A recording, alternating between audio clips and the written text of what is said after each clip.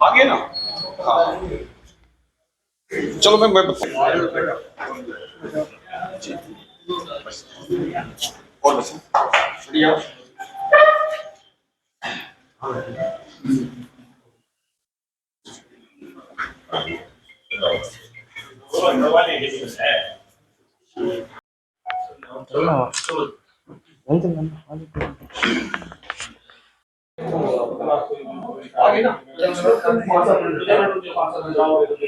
आजकल तो कोई मन में प्रश्न हो कोई अपना तो यही था।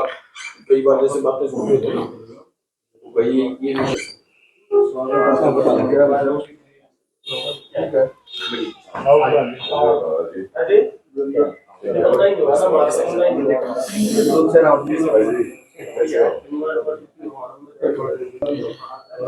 आपसे तो ये वो होना चाहिए।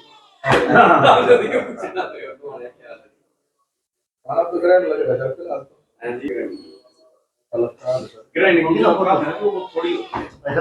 तो लोकतंत्र में चुनाव एक सामान्य प्रक्रिया के रूप में देखा जाता है और हर राजनीतिक पार्टी जो होती है वो इस दिन अपने आप को प्रेजेंट करती है।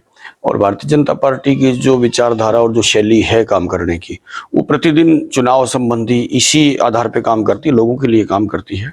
तो आज उसी दृष्टि से एक सामान्य रूटीन में एक दौरा है, मैं आता रहता हूँ गोहाना में। आज भी इसी तरह से कुछ लोगों के साथ, कुछ अपने साथी परिवार हैं, उनसे मिलने के लिए मैं आज यहाँ पर आया था। तो इसी दृष्टि से आज का ये दौरा रहेगा। पार्टी कितनी तैयार है? पार्टी पूरी तैयार है, 24 घंटे तैयार है और 12 महीने तैयार रहती है जी। और कार्यकर्ता मजबूती के साथ अपना काम करते हैं और समाज के प्रति जवाबदेही है तो उसको निभाने के लिए सारे लोग लगे रहते हैं। तो इसलिए मजबूती से हर कार्यकर्ता तैयार हुआ है यहाँ पे। सर आप पहले भी आए थे जनता पटाना यूनिवर्सिटी को लेकर। जी जी जी जी। क्या स्टेटस है कब तक? देखो ये एक सरकारी प्रक्रिया होती है और इसमें सबसे पहला विषय है कि उस दिशा में हम तेजी से बढ़ रहे हैं। वहां पर जो एक अधिकारी हैं वो भी नियुक्त उसके अंदर हो गए हैं। और अभी भी जो विषय आया है कि भाई अब चुनाव जैसे भी आचार संहिता आएगी, लेकिन इससे पहले ही सारी प्रक्रिया वहां जारी है, तो वो जो भी फॉर्मेलिटी है वो फॉर्मेलिटी वहां पर पूरी है और यूनिवर्सिटी का जो प्रक्रिया वो जारी चल पड़ी है। विधानसभा में कहीं ना कहीं चर्चा नहीं हुई उसका कोई? अब वो बार बार क्या चर्चा होनी है, कह दिया सो कह दिया। अपना तो सीधा सा मामला है कि सरकार यूनिवर्सिटी बना दी है, यूनिवर्सिटी बना के सरकार ने इतना बड़ा कदम लिया है, वो विधानसभा में कहा है, उसके लिए आदेश पारित किया है, उसके लिए ओएसडी नियुक्त कर दिया है।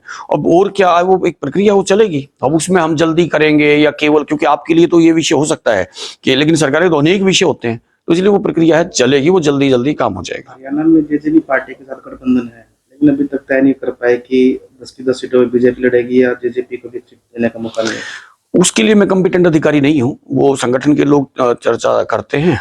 तो मैं तो एज ए ओएसडी यहाँ पर अपने एक विषय के लिए आया हूँ, तो बाकी वो विषय उनका है, वो जो निर्णय लेंगे वो सबको स्वीकार्य होगा। इंडिया गठबंधन के उन्होंने एक अपनी सीट जो है आम आदमी पार्टी की वो डिक्लेयर भी कर दी, चुनाव प्रचार शुरू भी कर दिया है। देखो हम सीधा सा है, मार्केटिंग के दो फंडे होते हैं, दूसरों की बुराई करना, अपने प्रोडक्ट की अच्छाई करना। तो उसको हम जोर किस बात पे देते हैं? हम तो ये देखते हैं, तो गीतों अंधेरे में भी दिखता है। हमारा जो काम है, मोदी सरकार का जो काम है, वो पूरे हर किसी को दिखता है, बोलता है वो काम, ठीक है। और आज की परिस्थितियां तो ये बनी है कि कार्यकर्ता तो वोट मांगेंगे ही मांगे, अपना काम करेंगे, कार्यकर्ता तो व्यवस्था करते हैं। लेकिन आज की स्थिति तो ये बनी है कि आम वोटर भी वोट मांग रहा है कि वो मैं अकेला क्यों जाऊं। इसलिए एक आम समाज में ये बात बनी है कि मोदी का कोई विकल्प नहीं है। और फिर विश्व में आज जो भारत का एक सम्मान बढ़ा है और हर भारतीय अपने आप को सम्मानित सा महसूस करता है और एक बड़े बहुत अच्छा टारगेट इसके लिए दिया है, विकसित भारत, विश्व गुरु ये भारत बने, इसके लिए सारा वो काम कर ही रहे हैं वो। तो इसलिए चुनाव बिल्कुल सही स्थिति में है, जनता जागरूक है और वो सही को चुनेगी। 400 पार का नारा दिया जा रहा है। हाँ बिल्कुल, 400 पार में तो मुझे तो कोई शक है नहीं, और वो तो अभी थोड़े दिन की बात है, गिनती ही कर लेंगे आप लोग।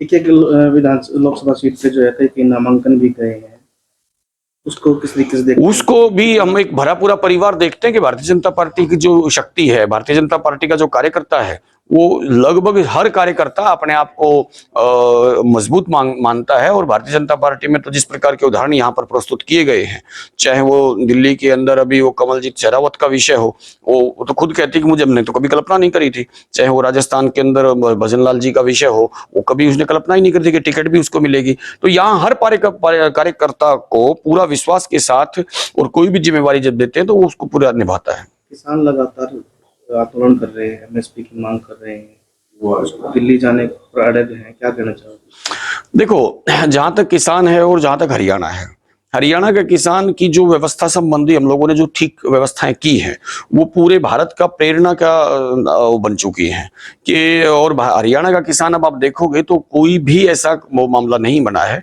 और ना किसान यहाँ कोई आंदोलित है।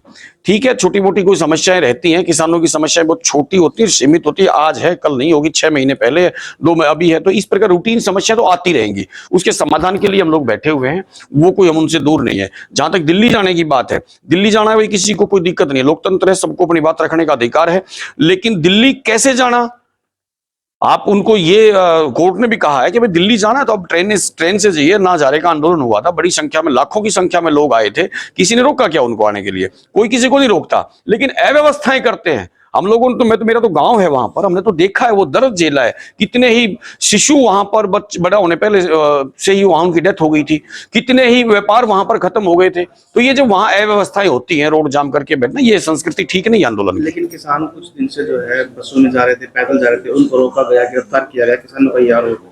क्या आरोप लगाना ठीक है, लेकिन व्यवस्था बनाना पुलिस का काम है। तो मुझे नहीं लगता कि किसी को कोई रोकेगा, नहीं रोकना चाहिए, ना रोकेगा कोई, क्योंकि लोकतंत्र में शांतिपूर्वक प्रदर्शन करने, लोकतांत्रिक मर्यादाओं का ध्यान रखते हुए अगर कोई भी व्यक्ति आंदोलन करता तो कोई उसको रोकने वाला नहीं है। 10 तारीख को ट्रेन रोको अभियान भी किसानों ने ऐलान किया कि 10 तारीख को वो 4 घंटे का ट्रेन रोक करेंगे। कोई नहीं, देखो उसमें तो प्रशासन अपना काम करेगा, वो अपना है, उनका हक बनता है अपने आंदोलन को किस प्रकार से वो लोग करते हैं, और बाकी सरकार का ये रहता है कि हम किसान को कैसे सहूलियत दे सकते हैं, किसान को कैसे सहज उसके जीवन में सहजता ला सकते हैं, कैसे उसकी जो मेरी फसल मेरा ब्यौरा के माध्यम से उसकी फसल की व्यवस्था करनी चाहिए, कैसे उस फसल को हम आगे कहीं किसी विदेश में भेज सकते हैं क्या, इन सब बातों के लिए हम लोग लगे हुए हैं। हरियाणा सरकार किसानों को राहत मुआवजा देने वाली, सबसे ज्यादा मुआवजा देने वाला अपना ये जो कार्यकाल रहा है, पिछली 10 साल के अंदर अगर हम बात करते हैं, 1100 करोड़ रुपए मुआवजा पिछली सरकार ने फसल की खराबे में दिया था, हमारी सरकार ने 11,500 से अधिक मुआवजा दिया है, ये रिकॉर्ड बोलते हैं। ये तो लाखों की संख्या में करोड़ों जो किसान है उनको इस बात का लाभ मिलता, डायरेक्ट उनका बेनिफिट उनके खाते में हो रहा है। हर क्षेत्र में 4, 6, 10 किसान ऐसे होते थे जिनको सरकार के लाभ मिलते थे, आज किसको भी कहीं भी किसी को लाभ मिलता है। तो ये न्यायकारी व्यवस्था जो हमने बनाई है, ये किसान के लाभ हित में है और किसान इससे खुश है। मुआवजे की बात लेकिन अभी मुआवजे की मांग लेकिन 1 महीने से ज्यादा से यहाँ किसान धरने पर बैठे हैं, और जो कंपनी है, इंश्योरेंस कंपनी है, उस पर FIR कराने की भी बात लगातार किसान कर रहे हैं। देखो, ये जब हम ये व्यवस्थाएं चलती हैं तो कोई ना कोई टेक्निकल फॉल्ट भी आते रहते हैं, लेकिन मन सही है, अगर कोई भी दोषी है, इसमें कोई भी इसके ऊपर जांच है, कोई भी दोषी है उसके ऊपर कार्रवाई होगी और किसान को राहत देने का काम ये सरकार संकल्पबद्ध है। अभी कुछ दिन पहले प्रदेश में ओलावृष्टि हुई, काफी फसलें खराब जी जी जी जी। किसान मुआवजे की मांग कर रहे हैं, गिरदावरी की मांग कर रहे हैं, लेकिन अभी तक नहीं है। उसमें गिरदावरी हो जाएगी, ये कोई विषय नहीं है, और पोर्टल पर सबको डालने के लिए उसकी पोर्टल भी खोल दिया गया है, अपनी फसलों का ब्यौरा उसमें डाल सकते हैं जो भी खराबे का है, और वो 15 तारीख तक वो उसका खुला, अभी 15 तारीख तक है शायद, हाँ, तो खुला हुआ है वो, और उसमें हम अपनी वो देंगे और गिरदावरी भी होगी, सबको बराबर मुआवजा भी मिलेगा।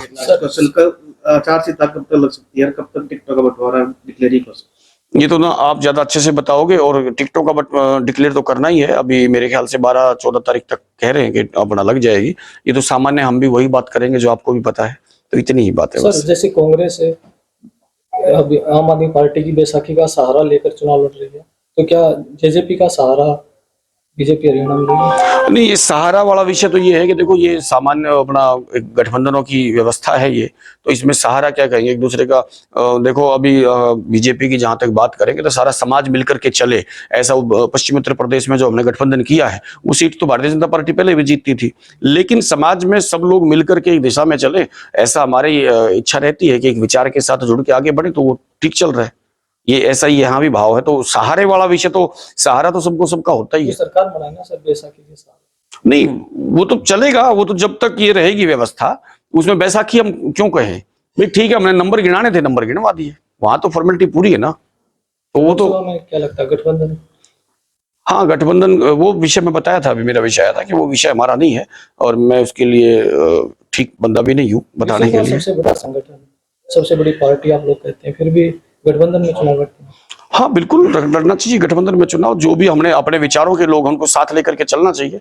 और इसमें सहजता भी कहेंगे, ये मतलब सब जो भी लोग हैं उनको अपने विचारों के, अपनी बातों से, अपने मुद्दों से जो सहमत है उनका साथ चलना ही चाहिए और साथ हमेशा सतत बना रहना चाहिए। सरकार बीजेपी ने तो पूरी सीटें जीत ली थी, लेकिन उसके बाद भी जो अपने गठबंधन के लोग थे वो साथ ही तो थे, हमने थोड़ी छोड़ा किसी को।